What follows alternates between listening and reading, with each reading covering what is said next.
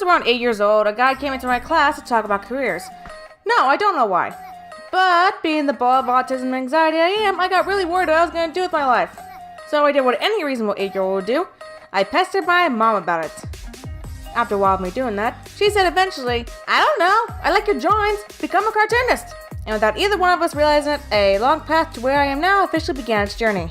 I won't be going over the drawings I did when I was 8 to 12, because it's not when I really tried to improve my art. You can do something for your entire life, but if you never actively try to build upon it or improve, then it doesn't matter. So the main difference between 12 and 13-year-old me was that 13-year-old me thought it was a really good idea to put my drawings on the internet. And I'm a kid, it was actually a good step in me having to learn. People say it a lot that when you're preteen then nothing you do matters and you'll hate it. However, those are essential building blocks into any field you're looking into. Yeah, in a few years you'll hate it, but that will happen with anything in your life. It means you're improving. Anyway, getting off my soapbox for a minute, let's talk about the old artwork I did. So the very first thing I ever uploaded was this picture of the 3 Mario princesses, Daisy, Rosalina, and Peach, just kinda posing. So conceptually it's not terrible with the 3 of the respective symbols and equipment with them, but execution, oh boy. So the thing you'll notice right away is anatomy. The heads are gigantic, they don't seem to have any kind of bones whatsoever, the eyes fluctuate wildly, the hands. The thought process behind this was trying to mimic the official art style. The official art style also has big heads, rounded features, and big fluffy dresses.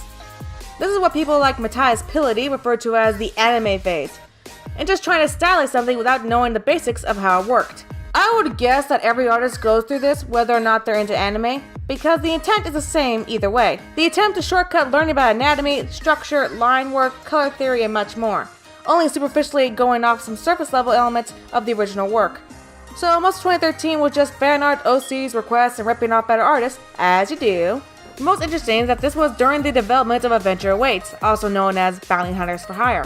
If you follow me on DA or Tumblr or Comic Fury, which I update the comics if you want to go read them right there in a convenient little spot, you can see the comics I make with them and general art. This was Gina's original design compared to her current iteration. So the line art looks like this because I did not have a drawing tablet at the time, which you should look into getting if you want to do digital artwork. I personally recommend the Huion 680S, it's cheap and it works well. This isn't sponsored, it's just the one that works well for me. So why did Gina get redesigned to what she is now? Well, I got to the idea of yellow and black being her main color scheme after her hair, so the clothing reflects that. The race meant to be a black woman is because all the characters looked very similar, and I wanted to give them more interesting attributes. The stocky, muscular physique and rounded features was to give a good contrast to Tammy, a thin, tall, angular woman. You actually see this kind of distinction a lot in character duos.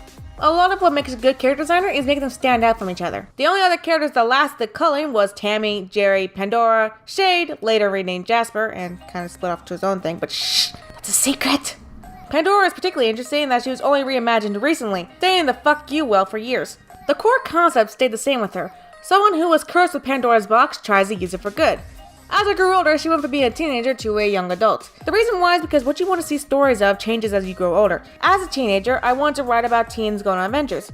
As an adult, seeing introspective content with other adults became more appealing. So exploring Pandora, dealing with the responsibility of the box, became more and more interesting than just having to be a side aspect it originally was. My first attempt at actually improving digital art was not on a drawing tablet, but instead I had a Kindle Fire, and I got a drawing up on that and drew my finger. It still didn't look great, but it was better than what came before. What I would do is sketch on normal paper, then take a picture to draw it on the tablet popper. So this led into a bit more confidence in the line work. Occasionally I would go back to GIMP on bigger pieces, because I learned about the bending tool that made it easier. God, I would spend an hour just getting the points in the right place. It was a mess. During this time, I did learn about shading, coloring, and lighting to make the piece pop. But it's pretty obvious it still had ways to go. Cut to 2016, I am not kidding, and I finally got a drawing tablet. After that, I went absolutely crazy with it. I tried more painterly stuff, color lines, effect tools, backgrounds, you notice a giant leap in art starting around then. After then, any characters I created in that time just couldn't work. A lot of them were created on the basis of, this thing sucked, I'm gonna do better from Captain and do draw together. Which is not how you create art that lasts. Creating art just out of spite is something that you'll grow to hate very quickly. This is why Bounty Hunters for Hire and Mythos Mysteries stayed around, because the former was just pure fun, and the latter was made out of genuine love for comics and wanting to explore characters. And maybe 2016 I tried my hand at webcomics. It went as well as you think it would. No understanding composition, comic flow, or realizing that talking heads is something you shouldn't do. This led to very flat and boring looking output and designs that didn't enhance the story in any way. Comics have their own form of storytelling for its medium alone, something I was unaware of at the time. I later became more knowledgeable in these subject matters the more I did it and the more research on it. So if there's anything to take from this video, is to keep trying new things and learn from others. Experimentation and lessons will always make you improve the most, and learn your style throughout that.